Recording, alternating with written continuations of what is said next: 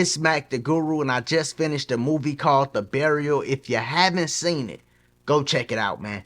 They did some things in this movie that really made it phenomenal. And after I finished it, I said, okay, I see what they did. It reminds you of one of those movies from the 80s, the 90s, the early 2000s that don't got a lot of action in it, but you watch it and when you finish it, you go, man, that was a good movie. They had all the elements. You know, it was about back in the 90s, the racial element. They had all the big name actors. I mean, they had Jamie Foxx and Tommy Lee Jones. They had Alan Ruck and Journey Smollett, right? She was the chick in it. They had a lot of powerful actors. And then the dynamics of everything really bring you in from an emotional standpoint. But what they did was key. At the beginning, it draw you right into the movie. Because you got the lawyer that Jamie's playing, Willie, right? And they end up showing him at the end. The actual real guy is the person at the end that Jamie Foxx shake hands with. And then the real Willie, he like older, he in his 70s. He tell Jamie, hey, I want to be like you when I grow up. You know, but at the beginning, they show Jamie and he's preaching. So the lawyer, Willie, was preaching at the beginning. And when you see him preaching, Jamie Foxx killed this role. But when he preaching, he got on a nice Rolex.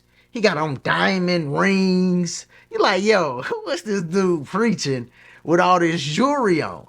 Soon as I seen it, that was the first scene you get. And then they show you Tommy Lee Jones' character. And both of them scenes was powerful. Both characters brought me right into the movie. And then they tell Tommy Lee's character's story, right? And his name was Jerry in the movie, so we're going to call it Jerry for the rest of the review. But they tell Jerry's story, and it's like, okay, he got a shot at winning some money. He's going up against this dude named Raymond, right? And he got this company that he works with, a lot of money. They end up winning like 100-something million at the end. But it was times where it was like, yo, I don't think they're going to be able to pull this off. But certain key things kept happening that turned the tide. And I loved when they went into the background of Raymond's story because it shows, yo, these dudes at the top, they be doing some stuff, some real crooked stuff to get there. Not only did he play Jerry's character, played him. Really, he act like he was gonna sign a contract to stall him out. Hopefully he go broke and then he come buy him man for cheap. This is what he was doing. This was his tactic. But this wasn't the first time he did it. And when they went to what he did to the black community with the black pastors, and let's be real, he didn't do it on his own. The black pastors and the people that was in leadership, I think they called it the NBC, the National Black Church. It was some organization like that. All them people in leadership, they just as guilty as the dude Raymond. Really. Like, they played a big role in selling this stuff that they knew was crooked to their people for them to get ahead. So they played a role in it, and then he already knew what he was doing. He told them that he ended up making a $200,000 contribution for something that projected him to make $1 to $2 million. So he invested $200,000 into this organization, and for that $200,000, those pastors just did a bunch of illegal stuff to end up making him $1 to $2 billion. I said, yo, this is crazy. And if it wasn't for him being greedy, and instead of just giving Raymond all of his money, right, and just paying it, doing the deal like how it's supposed to be done, he went on and tried to get greedy, and all this stuff ended up coming out. Now, this is a guy, the guy Raymond, and it's all in the movie. He owned like 100 or some funeral homes. He owned insurance for the funeral home, all this stuff. And he was just going around cleaning up. And he was trying to buy all of the funeral homes. And in his mind, he was saying, it was gonna be a golden death. This part blew me away. But he was calculating in his mind when the I think it was the baby boomers, when they was gonna start dying off. So he wanted to get as many funeral homes as he could, just so he could stack up his paper. So he wanted Jerry's funeral homes, but they do the deal, and Jerry like, okay, I need to be able to sell my insurance if we're gonna do this. So they had a good deal on the table, and he totally snaked them. Now, another thing I liked about this movie was Jamie's character Willie, and I think her name was Miss Downs, but it was Jurnee Smollett character. Her and him together on screen was powerful, dog. They was powerful. And when I say Smollett, yeah, I'm talking about Jesse's sister. You know what I'm saying? But they was powerful on screen, man. They really held it down. Like, them going back and forth, I said, man, they really look like two great actors.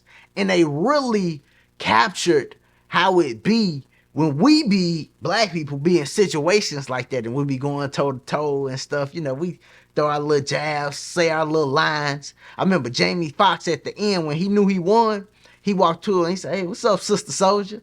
Yeah, that's something that we would say in that situation. Now, I bet he improv that too, but seeing them going back and forth was good. And then the most powerful thing, right? Seeing Jamie and Tommy Lee Jones go back and forth. I mean, the dynamic between them, and it was very impressive to me seeing Tommy Lee Jones at this stage in his life be able to put up a performance like that. Because you just got to keep it straight with you. A lot of times when I see older actors, if they not playing like a wizard role or something like that, like sometimes I see older actors and you can tell they're a little bit too old and they not giving a great performance. Tommy Lee Jones gave a great performance. He captured not only the dynamic between him and Alan, which was his original lawyer, the white guy, not only the dynamic between him and Jamie, which is Willie, the big main black lawyer, but he also captured the dynamic between him and his wife. Because it was points where she didn't believe that they was doing the right thing. And you can't blame her, because he had messed up some money with the funeral homes, kind of was messing up the legacy of the family. Then he had messed up some money with the house. He took out like a third mortgage. So in her mind, he had lost the cable, right? He like, yeah, I paid the cable bill once, I win this case or whatever.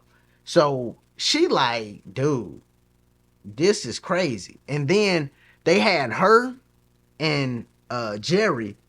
They were making a decision about what they should settle on, and I loved it because they didn't settle on $75 million. They gave them one number. They said, nah, we ain't selling on that. They come back with $75 million. Said, nah, we ain't selling on that. And they end up making well over that $75 million, man. So this was just a beautiful story. It was an emotional story. It's touching, right? They come on strong. They end strong. Some of the speeches that Jamie Foxx gave through this was just powerful, man, in that courtroom. Like, Jamie might be the actor of the year.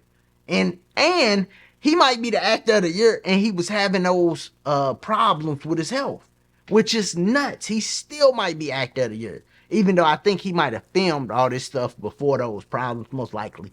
They cloned Tyrone.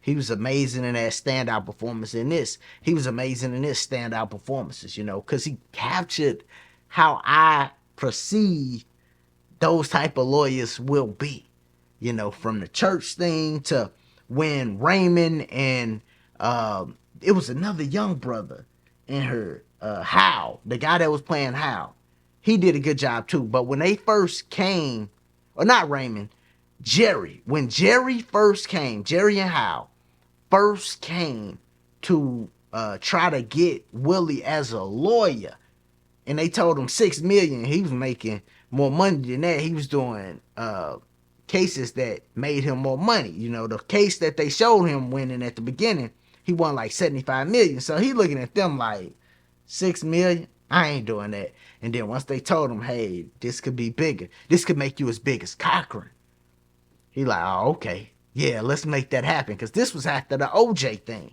right? And you could see him and Miss Downs, they was talking about Cochran and the OJ thing, and it seemed like Willie had a healthy, competitive nature with Cochran, and same thing for Miss Downs. They all wanted to be very known, and in this case, is what put Willie on the map. So this was dope seeing, man. Great job from all the actors, the producers. Everybody did a phenomenal job. Y'all know we do 7 stars or 7 points on this channel. This movie I was very impressed by. I'm going to give it a 6.7. I mean, that's like super high for me. I normally don't even go into 6s. I almost went up to 7, but I'm going to give them a 6.7 because it was real close to being perfect. And I think it's going to be one of the movies that really live on. Y'all let me know, what did y'all think about The Burial? Did you enjoy it? Did it touch your emotions like it did mine? What do you think about Tommy Lee Jones' performance, Jurnee Smollett, and Alan Ruck? Those 4 actors and the guy that was playing Hal, those 5 actors really held it down this movie. Y'all let me know what y'all think about it. It's Smack the Guru. Remember, if you're still here and you're not subscribed, subscribe to the channel. Check out the other content. Click that like button. And like always, man, y'all be easy. Be safe.